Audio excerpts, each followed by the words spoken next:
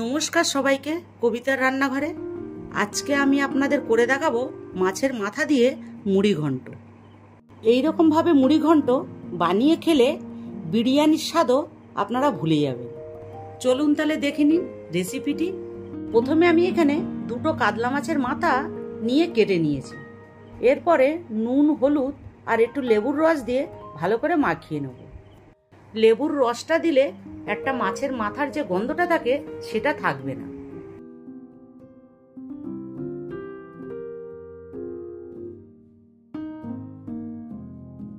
এরপর আমি এক সাইডে তেল বসিয়েছি, মাছের মাথাগুলো দিয়ে ভালো করে ভেজে নেব। মাছের মাথাগুলো ভালো করে ভাজবেন যাতে ভেতরটা না কাঁচা থাকে।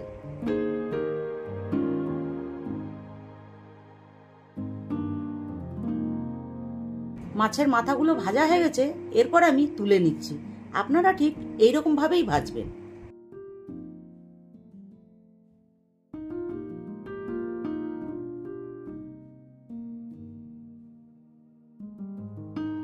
এরপর আমি মাছ ভাজা তেলের ভেতরেই জিরে দিচ্ছি আর রসুন দিচ্ছি, আর দুটো পেঁয়াজ কেটে রেখেছিলাম সেটা দিয়ে একটু ভেজে নেব।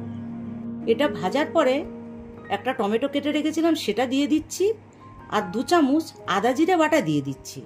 চিনি দিচ্ছি আর স্বাদ মতন লবণ দিচ্ছি। কাশ্মীরি লঙ্কার গুঁড়ো দিচ্ছি আর হলুদ গুঁড়ো দিচ্ছি, আর লঙ্কার গুঁড়ো দিয়ে এটা আমি নেড়ে চেড়ে ভালো করে ভেজে নেব।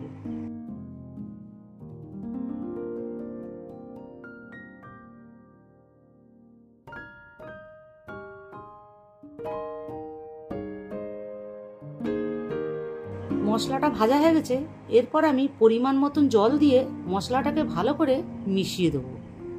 এরপর আমি ভেজে রাখা মাছের মাথাগুলো দিয়ে দেবো, দিয়ে 5 মিনিটের মতন হাই ফ্লেমে হবে চাপা দিয়ে দেবো।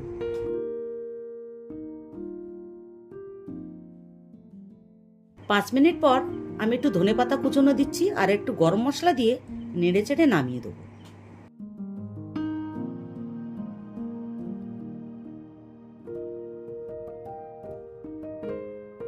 আমি এখানে আমার পরিমাণ মতন দেরাদুন রাইস নিয়ে ভাতটা আমি আগেই তৈরি করে রেখেছিলাম। এখানে আমি রাইসটাকে 70% কুক করেছি। এরপর আমি হাঁড়ির মধ্যে 2 চামচ ঘি দিয়ে সারা হাঁড়িটাকেই মাখিয়ে নিচ্ছি।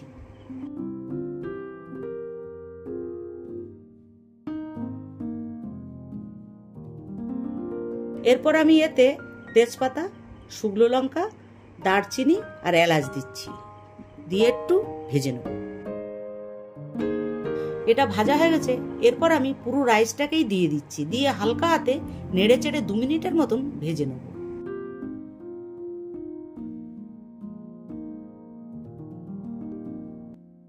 ভাজা হোক ততক্ষণে আমি একটা মশলা তৈরি করে নেব। তার জন্য আমি ধনে দিচ্ছি, এলাচ দিচ্ছি, দারচিনি দিচ্ছি, গোলমরিচ দিচ্ছি আর একটু মৌরি দিয়ে মশলাটাকে আমি হালকা করে ভেজে গুঁড়ো করে নেব।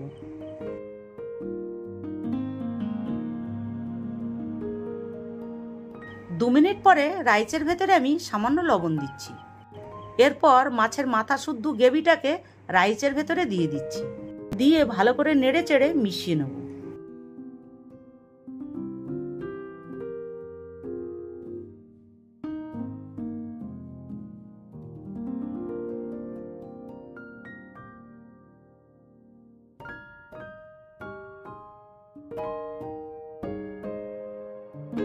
মিশানোর পরে কাঁচা লঙ্কা আর পেঁয়াজ আর গুঁড়ো করা মশলাটাকে ছড়িয়ে দিচ্ছি। এরপর এটা আমি চাপা দিয়ে দেবো, লো ফ্লেমে 2 মিনিটের মতন হবে।